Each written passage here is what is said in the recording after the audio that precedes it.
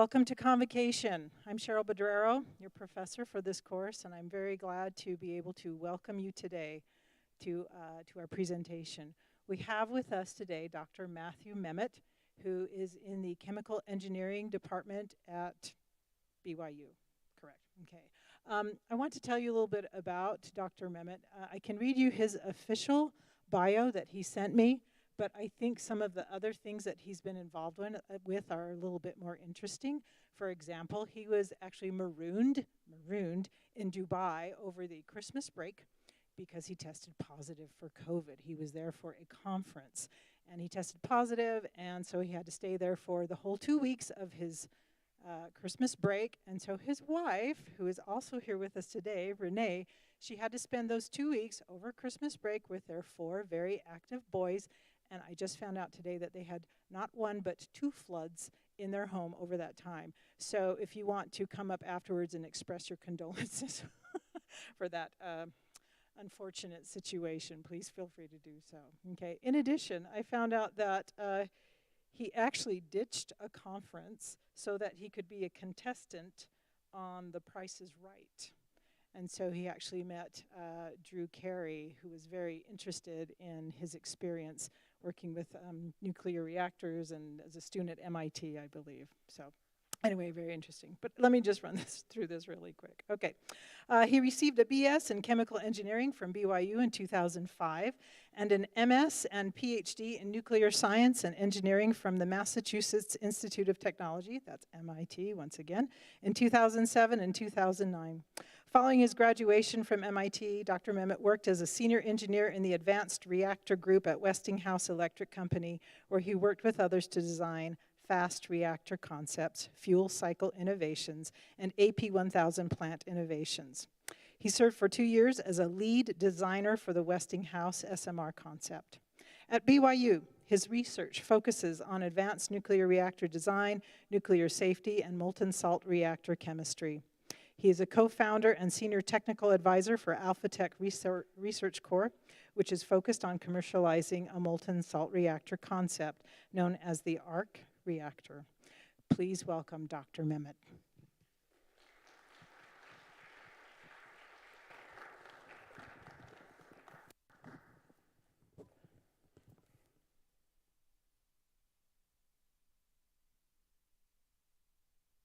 Thank you. She makes me sound lots more interesting than I really am. That's great. So before we get started here, I like to do a little thought experiment every time I give a presentation, because I find out people have widely varying views, and I'd like to see where you guys are at. And for this thought experiment, I'm going to say one word, and I want you to honestly consider what comes to your mind first when I say this word, and then I'm going to ask for a show of hands and try and guess what you thought of. Ready? That word is nuclear.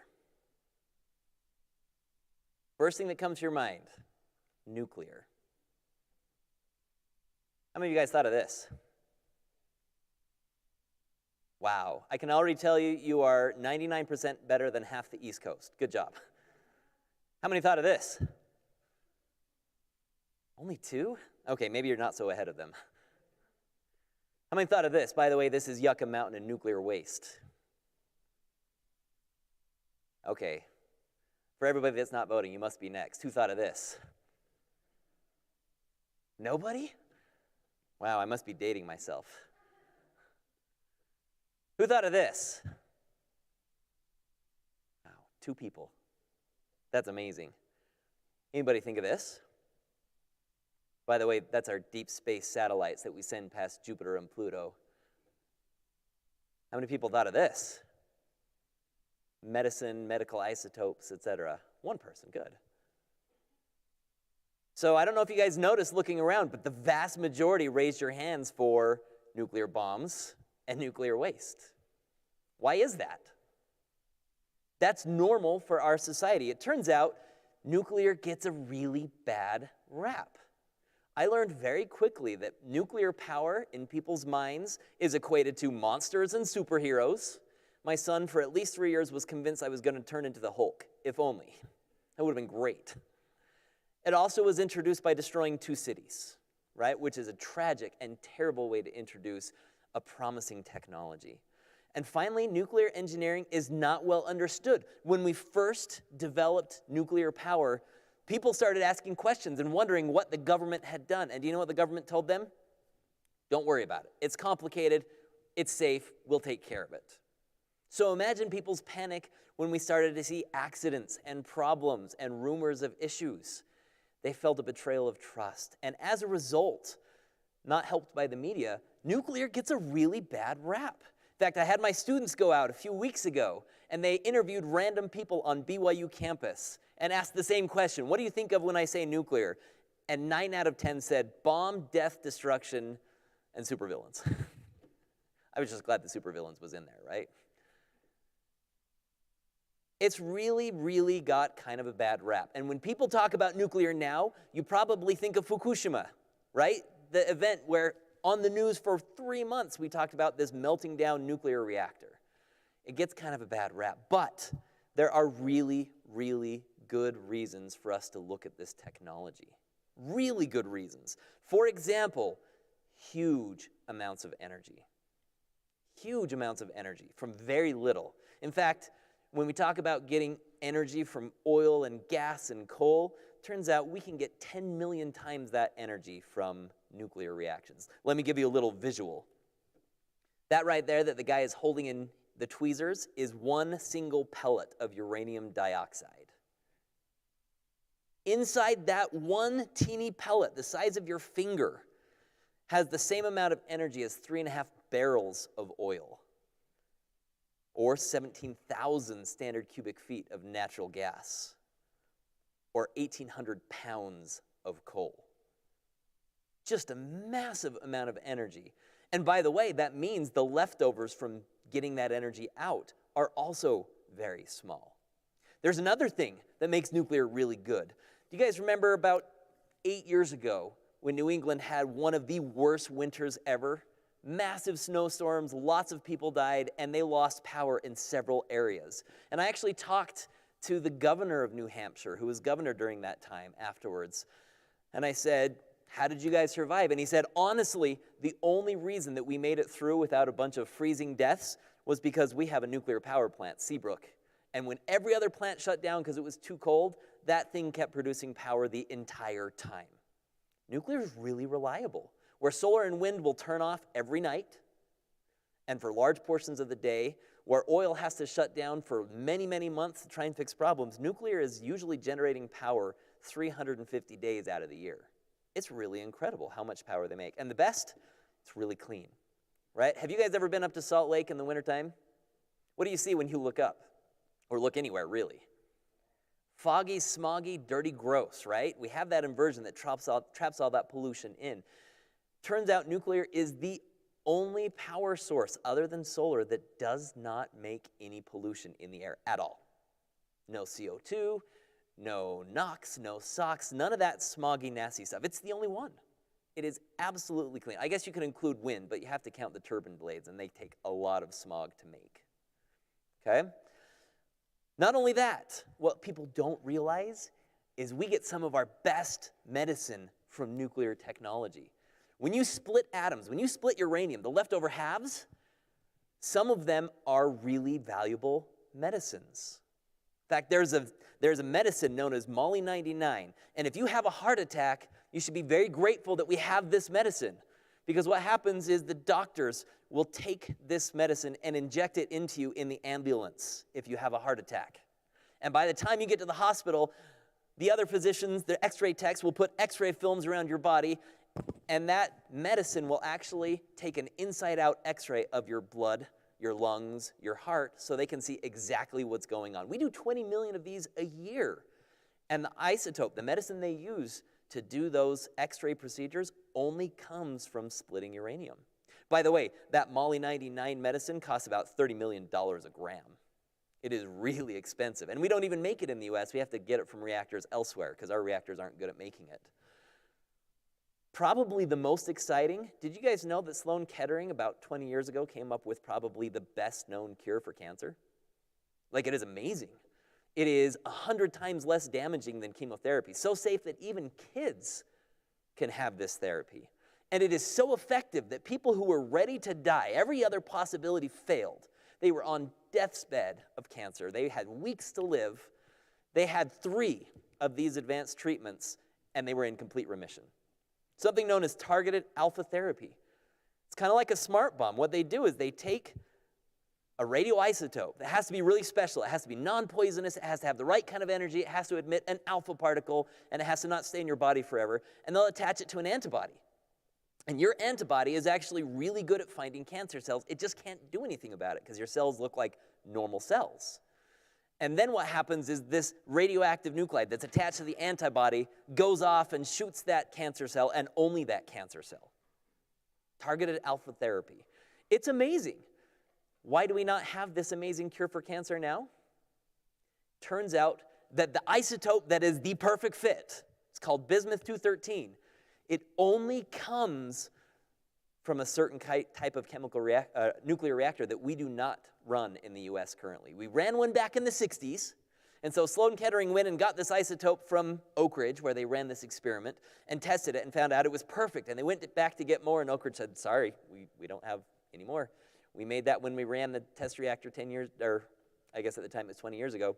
We don't have any more. So it turns out nuclear has some amazing benefits that we usually don't even think about. We can use it to cure cancer. We can use it to make energy. We can use it for a lot of good things. Any of you guys ever seen a nuclear reactor? Anybody? How about on the inside? Have you seen actual fission happening? Do you guys want to see what that looks like? It's kind of cool. Assuming this will work, which it should. I don't think there's sound, but that's okay. It's just a countdown. This is a nuclear reactor underwater, and a guy is standing up here taking a picture, or a video. Oh, we do have sound.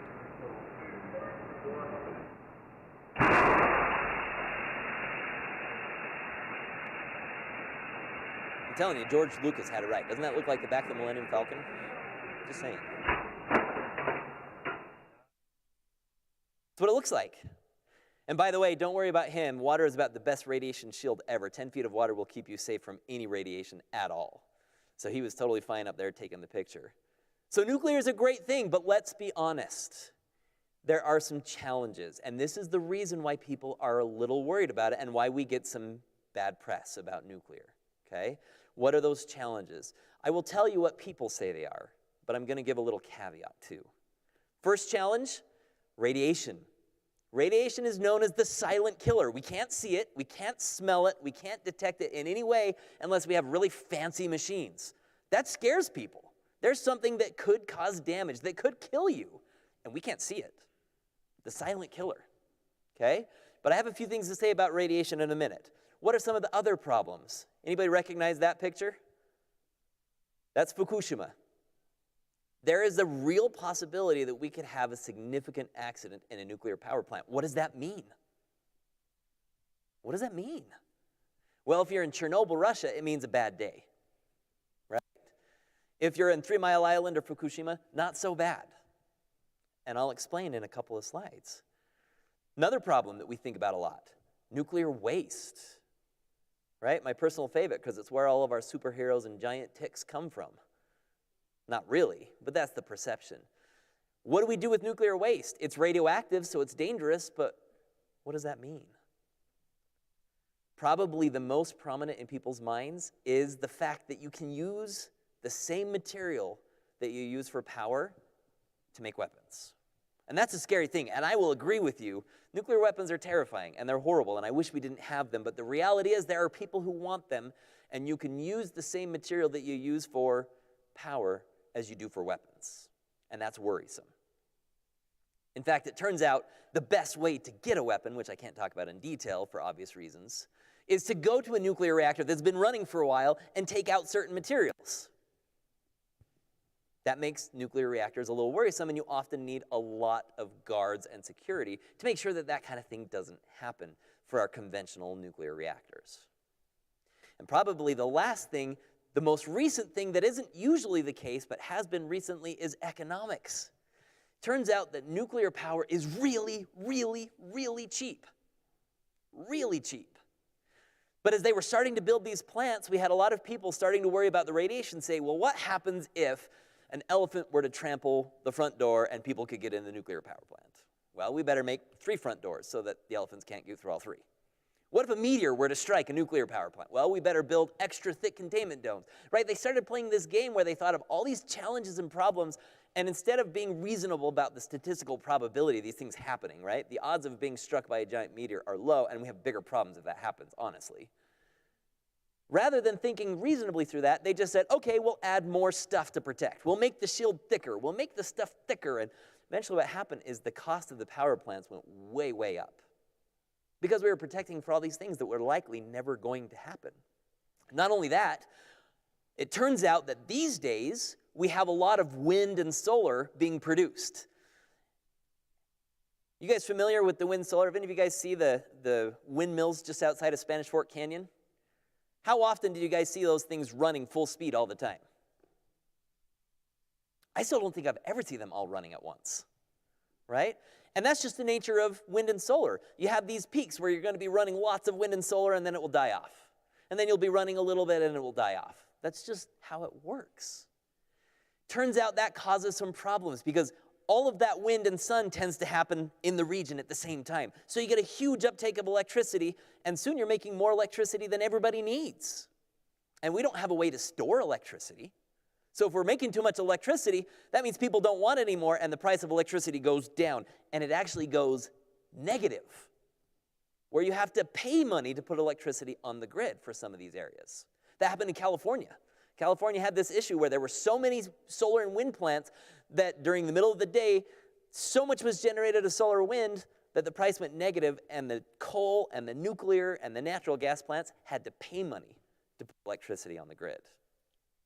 And just the way that nuclear works, it's not really suited to going up and down in power. It's really good at going full power 100% all the time.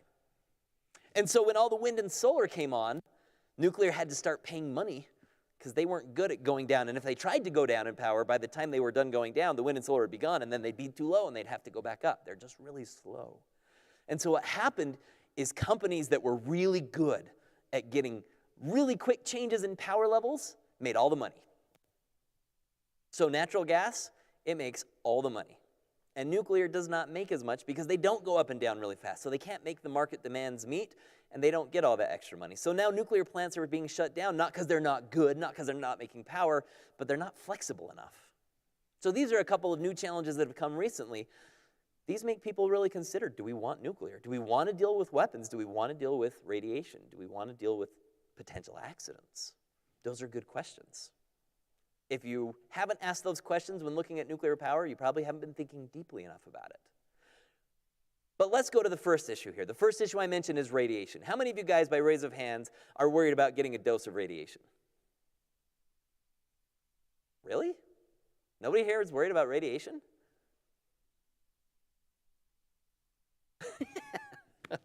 I love it. He said no radiation, no reason to be afraid in Utah.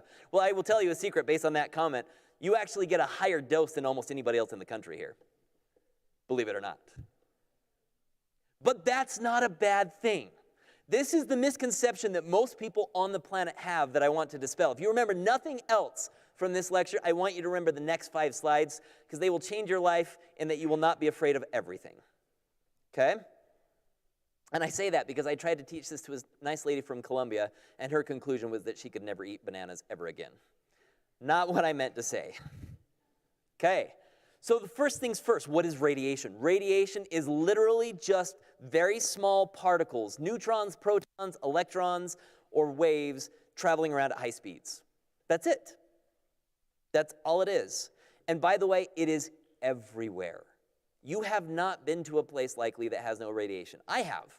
The only place I've ever been to that has no radiation at all is inside a nuclear power plant, ironically. But that's because people are so worried about radiation, the rules say you can't have any radiation. So you can go to the places where there actually is no radiation. Really strange. So what makes radiation? It turns out all of matter is made of atoms. And atoms are most stable, most happy if you have the same number of protons and neutrons inside the atom. Well, for a variety of reasons, maybe because it got hit by a cosmic ray, or maybe because it ended up decaying from something else, some matter ends up having too much protons or too much neutrons to be stable. And so what happens is, because the proton and neutron numbers are different, sometimes wildly different, the nucleus is unstable, and it does whatever it can to get back to a stable state. And that means it'll shoot off a proton, or an alpha particle, which is 2 protons, 2 neutrons. Or it'll kick off a gamma, all in an attempt to try and get back to that happy, stable spot. Think about it as somebody who's on a yo-yo diet. He's gained a lot of weight. He does everything he can to shed that weight. And then he gains it back, but still. This is how atoms are. A lot of elements, even in water, end up having too many neutrons, and they will end up being slightly radioactive where they kick off those neutrons. This is normal. This is part of everyday living on this planet. And atoms that kick off those particles are known as radioactive. Okay? That doesn't mean there's no risk. That doesn't mean there's no problem. And the analogy I like to use is weightlifting. What are you doing when you lift weights? What happens to your muscles when you lift weights? You literally rip your muscle cells. You are breaking your muscles. When you're lifting weights, you are damaging your body. But your body has a natural mechanism that will allow itself to fix those rips by building back the muscle cells stronger. More healthy cells, more density to the fibers. That's part of life. We rip the muscles, our body builds them back stronger. What happens if we try to lift too much weight, however? Then it's not so happy. You can get muscle tears, strains, sprains. My brother-in-law actually ripped his pectoral ligament off of his bone lifting weights because he was lifting too much. He was not happy. I laughed, but he was not happy. What happens if you lift really too much weight? You're going to have some serious injury or death. So something that in manageable terms is good for you can be deadly if you try and do too much. Okay? This is exactly analogous to radiation.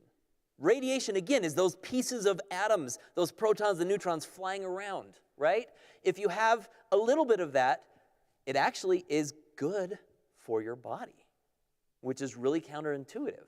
It turns out that just like lifting weights, those little particles will kill your sickly and your dying and your unhealthy cells. But your body has a mechanism to build them back stronger, just like for your muscles. This is called radiation hormesis. There is a ton of scientific evidence that shows this happens. A little bit of radiation is good for you, which is a good thing because on a day-to-day basis, we get a little bit of radiation. Number one source being the sun.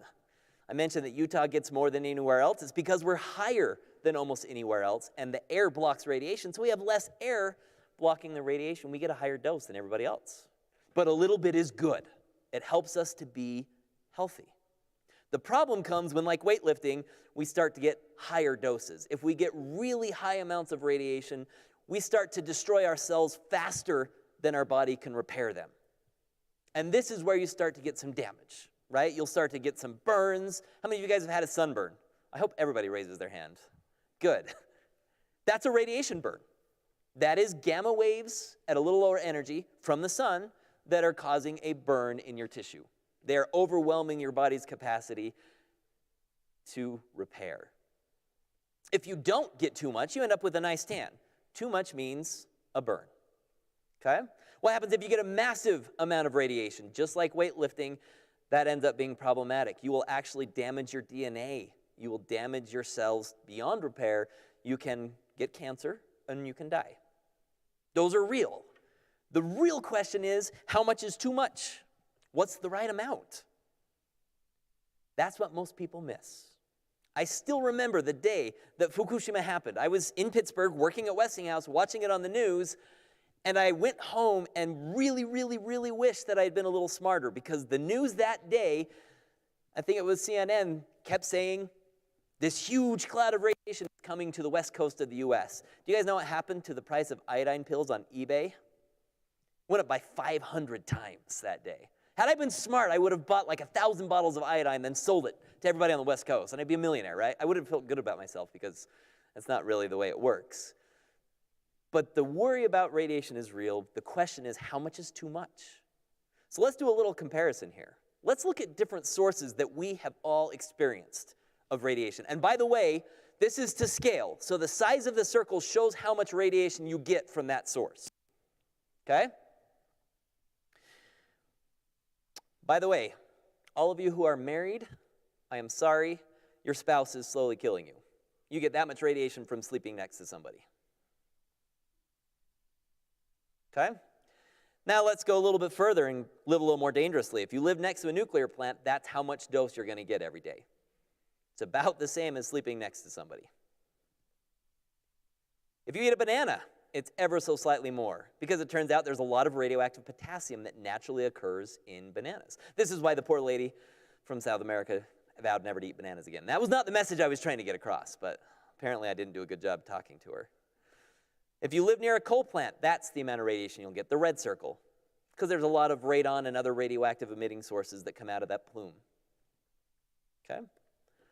If you get a dental x-ray, it's hard to see, but that yellow circle is your dental x-ray, every time.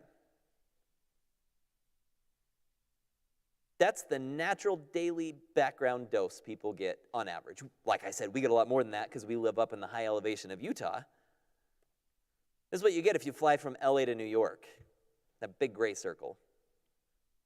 In fact, there was a really cool story I read about a guy who was going to prove how bad Fukushima was, and he wore a dosimeter, and he flew out to Fukushima, stayed there right at the site boundary for a week, and then flew back. Anybody know what his dose peak looked like? There was a really huge one, and then nothing, and then a really huge one, and then nothing. Do you know what the two huge peaks were? His flights, and the nothing in the middle was all the Fukushima. In fact, being at the gate of Fukushima for the 3 weeks during the accident would have been the equivalent of eating about 3 bananas. I can go without 3 bananas to sit next to something like that. Okay? If you live in a brick, stone, or concrete building, you're going to get that dose every year just from the brick, stone, and concrete. Okay? Now, that little circle you see is all the other sources that I just showed. We're going to go a little bigger now. Natural background radiation for a year is equal to that circle. If you happen to need a CT scan, you go to the hospital and you've got something seriously wrong, you need a CT scan, that's the dose you're going to get. Okay? So what is safe? Well, it turns out the Nuclear Regulatory Commission, they're in charge of regulating nuclear here in the US.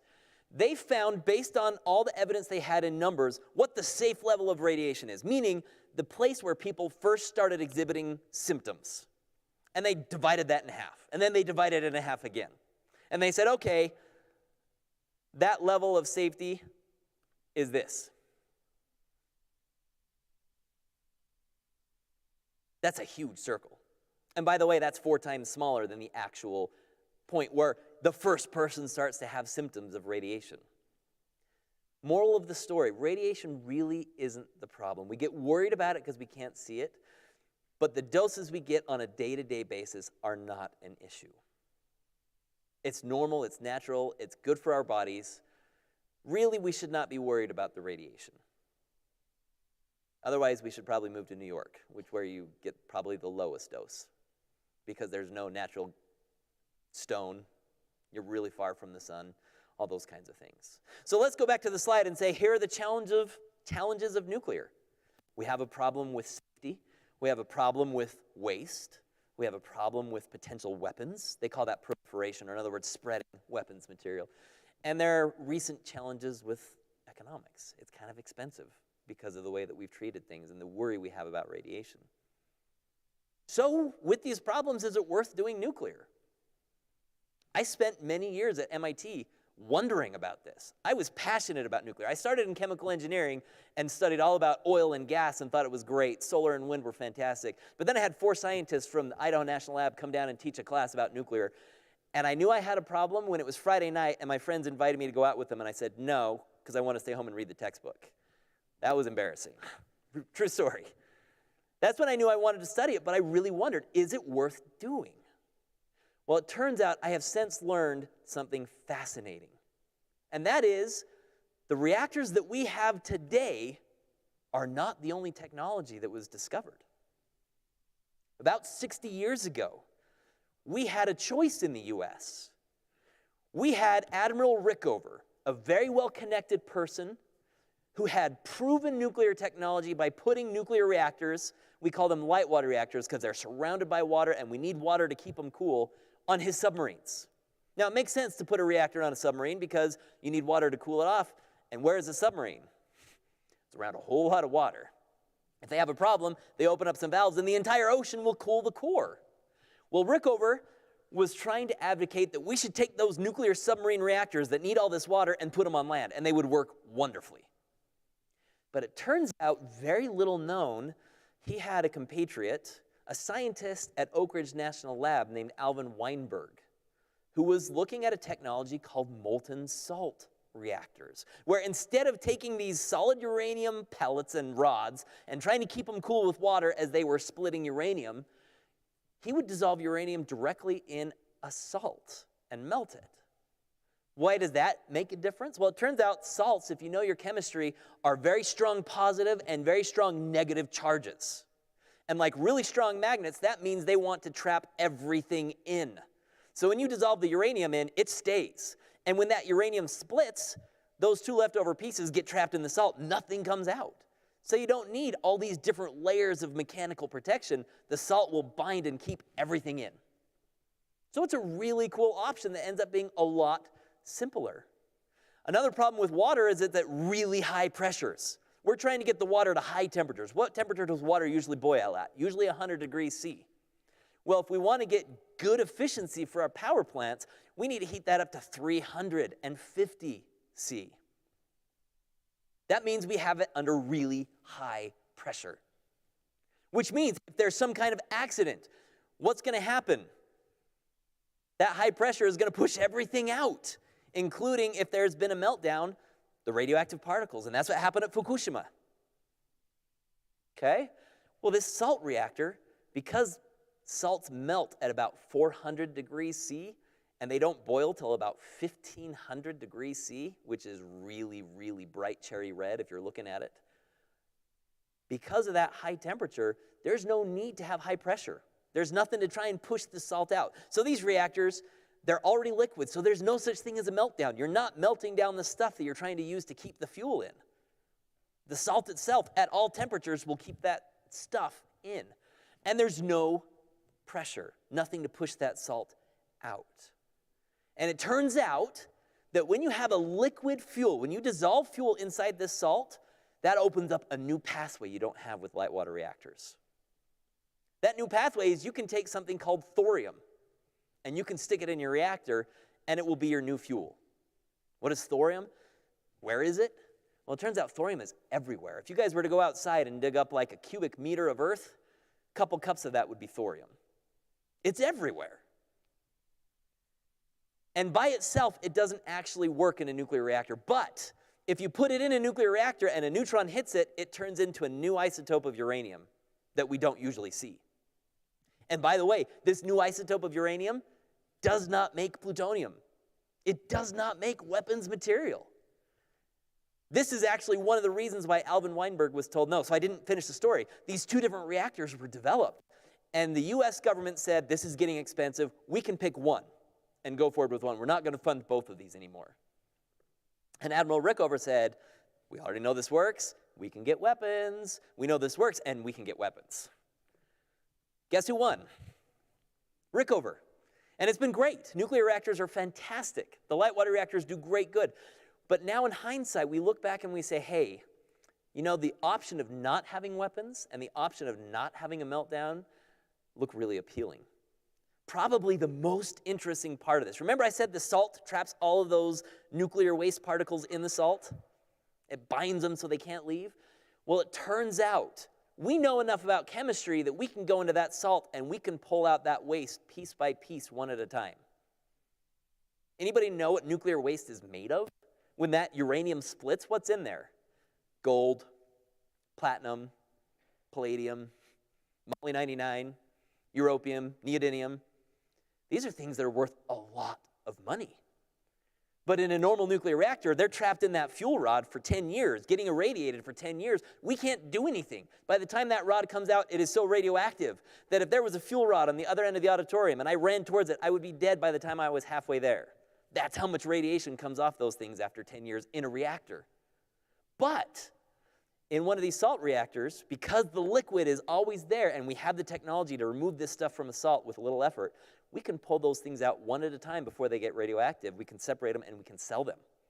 Good story for the people running the plant because now they're going to make 4 times the money. Even better for us, because that means there is no nuclear waste. Because instead of having this stuff we don't know what to deal with, we pull it out, we separate it, and we sell it to the people who would love to have a little extra gold or a little extra Moly 99. So this is an amazing, amazing technology that I was shocked to learn about. There's no way for these molten salt reactors to have an accident. There's no nuclear waste that they make. They run at really high temperatures, up to 800 degrees Celsius. That means the efficiency is like 50%.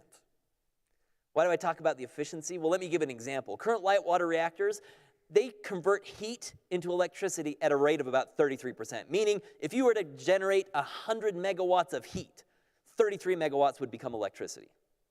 And to put some numbers to that, if they were to increase the efficiency by 1%, meaning they upped the efficiency to 34% instead of 33%, that would represent $10 million a year of additional revenue that they would make. So imagine going from 33 to 52. This is a pretty cool story. So it's looking really, really good. We make medical isotopes, we make electricity, we solve the major problems of nuclear. Why aren't we doing these molten salt reactors? Well, it turns out we had that moment in the early 2000s where we looked back and said, duh, what are we doing? These are great. Let's start developing them.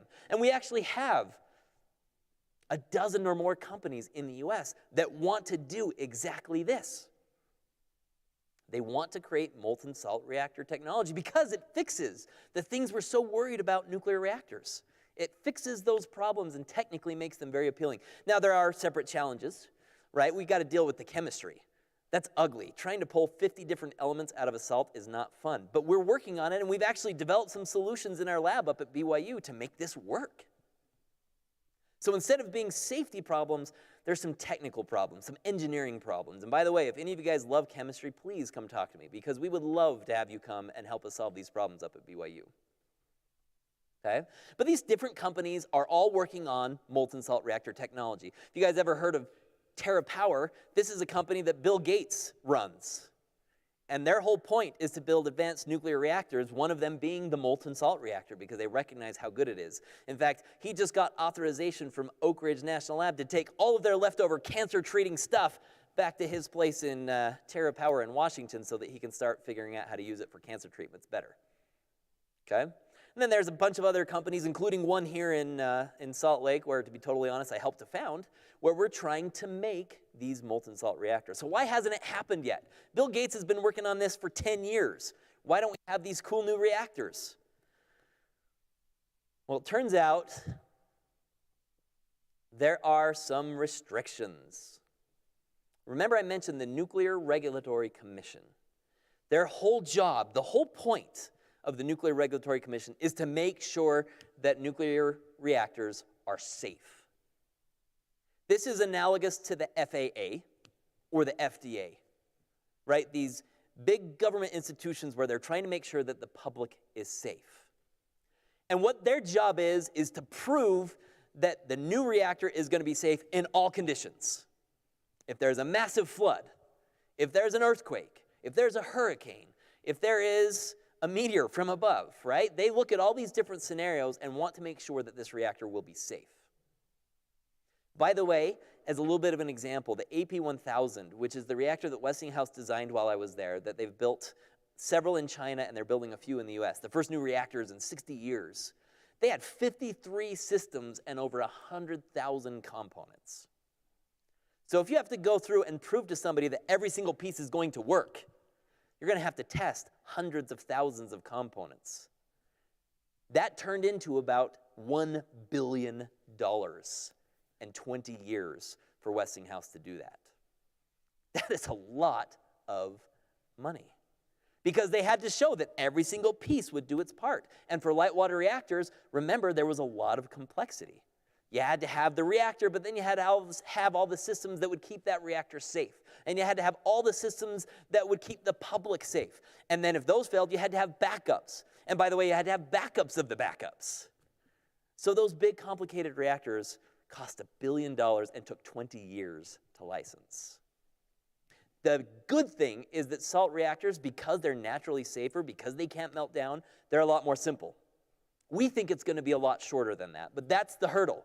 is we have to go to this regulator and say our reactor is safe and hope it doesn't cost $1 billion, because who has $1 billion to spend just to get a license? It'd probably make the roads really safe if our licenses cost $1 billion. Why? Because nobody would be driving, right? But part of the challenge is, remember we talked about radiation and how a little bit is actually good for you? The NRC had a tough job 60 years ago. They had to figure out what was the safe amount of radiation. They had to draw a line of where you could get radiation. But because we don't have data, because we don't have a lot of experiments, we didn't dose people until they died in the lab. That's a good thing. But that means we don't have data about when that limit is. They had to make a guess. And they, because they're focused on safety, made a conservative guess. And they said, if a lot of radiation will kill you, a little will also kill you, just a little slower. So their goal is to have no radiation. Remember I mentioned that the only place I've been where there was no radiation was inside a nuclear power plant? That's because you had to do that to get it licensed. It's a little unnatural, but that's the requirement. And so they're intending to do the right thing, but they've also made it, in process, a very difficult thing to get a license. And I can almost guarantee as soon as one of these 12 companies gets a license, they are going to build these things as fast as they possibly can. In fact, I had some conversations with the US military, and they said, we really want one of these small molten salt reactors. In fact, we want 4,500 of these small molten salt reactors, because their biggest casualties come from convoys that ship diesel fuel to their diesel plants that make the power. The enemies know that, and they'll attack those. And the idea of having a nuclear plant that would sit there with no fuel needs for 10 to 20 years was so appealing that they wanted 4,500. But they said, go get a license first, because we don't want to mess with that. So as soon as they are able to get through that licensing process, we're probably going to see these reactors, because they're so much more safe and so much more economical and can do so many cool things like cure cancer. Why not? So what does that mean for us? Well, we're in kind of a cool spot. I didn't realize this until just a few years back, but Utah is very enthusiastic when it comes to nuclear. I don't know how that happened. We don't have nuclear plants, and the only experience we have is people wanting to store waste on the Indian sites or out in the desert.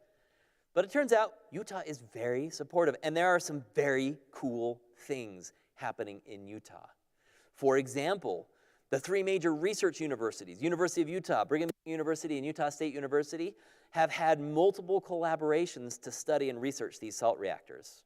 We're studying how the salt works. We're trying to get the data that the NRC needs that we can give to these other companies. We've worked with a lot of those companies on that list trying to do the research that they need. In fact, that picture on the upper left probably doesn't look familiar to you, but that's the governor of Utah, several of his advisors, and the commissioners for Emery County. Because they have started a lab over in Orangeville, not too far from you guys, that is dedicated to molten salt energy and advanced coal energy studies. The whole point of this lab is to get people who are interested, universities who have bright students, companies who want to license one of these reactors, getting them together with state-of-the-art equipment to start researching this stuff so that we can get past that big NRC step so that we can start having these molten salt reactors. That's really cool. Utah is literally leading the way. I've had multiples of these other companies reach out to me and say, I hear you're building a lab. Can we get in there? We really, really want to get in there. Okay? And then as I mentioned before, AlphaTech, a company that I did help start, but has a lot of great talent from around the country working to develop these molten salt reactors. So, when we talk about nuclear, is there potential? Absolutely. Is there problems? Yeah. But we're talking about a tech that is 60 years old. Can you guys imagine driving across the country in a 60-year-old car? What'd that look like? Actually, they were kind of cool cars back in the 60s. But you'd be paying a whole lot in gas, right? Their gas mileage was terrible.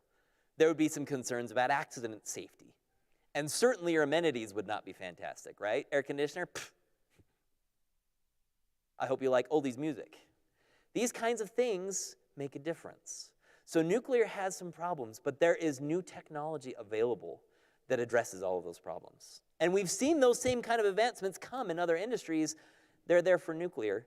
And if we can seize those opportunities, we can have a great potential power, medicine, and comfort of life producer without all the challenges. Sounds pretty amazing, but it is absolutely the state of where we're at now. So in conclusion, my humble, very biased opinion is that nuclear is a fantastic option. There are challenges, but it turns out there are solutions to those challenges. And it's not like the salt reactors are unknown. They were run for 10 years at Oak Ridge National Lab. The only reason we didn't pursue them is because we could only fund one, and Rickover won that competition, and we did light water instead. But when we talk about these reactors, we're talking about no waste, no meltdown accidents, no weapons. That's incredible. But we still get the power. That dream of having no inversion in Utah, it seems pretty remote when we consider that most of that comes from cars. Cars running up and down I-15 and along side streets make the vast majority of that smoggy inversion pollution. So people say, let's do electric cars. Okay, that's great. Where are you going to get your electricity? Right now it comes from natural gas and coal. What does that do to the inversion? Still makes it. Still makes that pollution. But if we could take a technology like salt reactors that have no air pollution and make that same power and have electric cars and have some of these other advancements for smart grid, think of what our future looks like. The energy concerns, the global concerns are gone. That's a pretty promising future. We do need to develop the tech. We do need to get through licensing, but that actually turns out to be a cool opportunity for all of you. Because there's research to be done technically, but there's also research in legal and policy, right? The NRC doesn't know how to license these. They need help. They called me at my office a couple of years ago and said, hey, we really need some of your students because they know what's up with salt reactors and we need to start learning how to license them. So there's amazing opportunity here in Utah and for students who are interested to get involved and to be part of the solution to the global energy crisis. That to me is really exciting, that Utah can lead and that we can be a place that helps the rest of the world know how they can get their clean energy. So, my very biased opinion, nuclear is awesome. There are problems, but we can get through it, and we're trying to do that. And the end result will be a solution to that energy problem. Does that mean we won't have other forms of energy? No. Nuclear is not suited to everywhere. We're still going to need solar and wind as well to keep things going. But boy, it would be sure great to have the huge volumes that we can get from nuclear. And by the way, that would last for 100,000 years just with the known thorium reserves. We could power the whole world for 100,000 years. I don't even know if the world will be around that long, but that's pretty cool. So my thought is, nuclear has potential. We can solve the problems, and there's an opportunity for us now to do that. Questions? Comments? Verbal abuse? Anything? Thank you.